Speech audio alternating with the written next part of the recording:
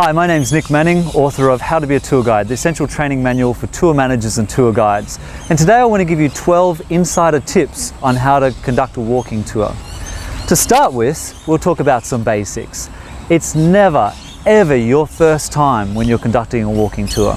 If you say it's your first time, things that aren't necessarily your fault will be blamed on you anyway. The bus arrives late. Oh, it's his first time, of course. The monument's closed. Well, hey, it's his first time. Of course he didn't know that. So that's hint number one. Number two is practice. Always, always, always practice before you do a walking tour. You should have done the actual circuit enough times that you're not going to get lost. And you should know your spiel enough that you can say it off by heart. Okay, so that's enough of the basics. Let's talk about when you're actually walking. Point number three is always stop at crossings and lights when you go to cross. When you've got a large group, you don't want them split up. If you're powering ahead and someone else is on the other side of the road, like it or not, they're going to run across the road to try and catch up. That's just dangerous, and it's also kind of inconvenient because if they get hit, there's a lot of paperwork. Number four is for crowds. When you're in a crowd, make sure you've got some way of being recognized. Now, I don't mean being one of those horrible tour guides that holds up the aerial with a pink fluffy flag, but if you've got a bright cap on, or hey, you've got a clipboard, you can always hold it up high and people will be able to spot you in a crowd. You need to be able to lead a group effectively, and that also means making sure that people get up and keep up. And if people stay behind, you tell them. You be quite forceful because you don't want to lose anyone. Brings us to point 5 of when we're actually walking on a walking tour. Always have a meeting point in case people get lost. It's fine to take people through a crowded city, maybe the heart of Rome, see the Colosseum. If people get lost, they need to know where you're going next and where they can catch up with you. Now, on longer tours, on tours that are multiple days, this can also mean having a get lost sheet. A get lost sheet is simply a piece of paper that everybody gets given that tells them where their next hotel is and what time you'll be leaving each day and how to contact you.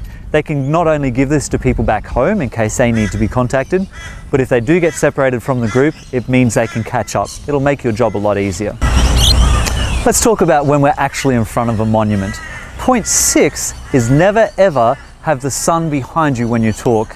If the sun's behind you and you're facing your group, it means that the sun is in your group's eyes. And this is really bad, obviously, because they can't see anything at all. Now, equally as bad, of course, is if you're looking directly into the sun and you can't see a thing. Much better, if you can angle it, to try and have the sun on the side so that neither yourself or your group are squinting. Not always possible, but much better.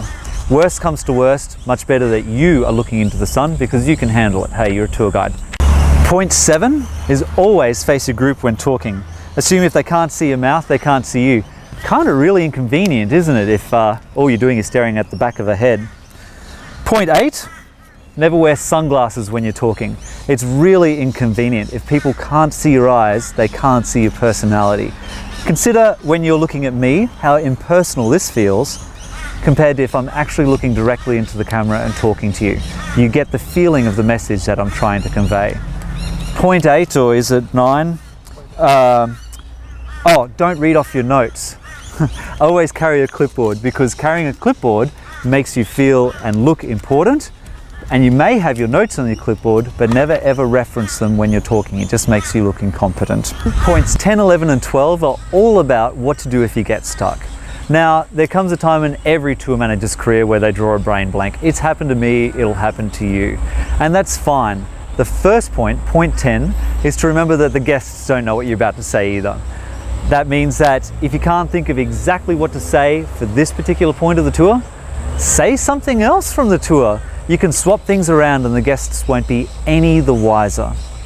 Point 11 is to be very general if you're truly bringing a brain blank. That means you don't have to remember the exact date, time, month, hour, second of whatever the event was. You can be very general. You can say the Declaration of Independence happened in the start of July. Now let's talk about something else and move on from there. Remember, again, the guests don't know what you're talking about. Finally, point 12, if you're really, really stuck, you can get creative.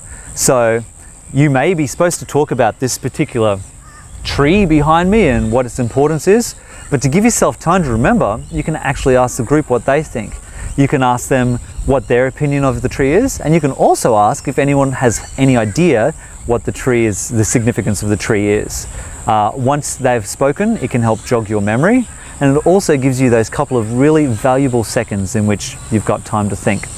So that's 12 basic points on how to do a walking tour, and hopefully they help. There's obviously a lot more than this, and I talk about it in great detail in my book. If you're interested in finding out more, head to www.thetourguidebook.com or click on the link below. I hope you've really enjoyed this video and you've found something useful in it. Don't forget, if you have found it useful and you do like it, like, share, subscribe. I'd really appreciate it. Thank you for watching.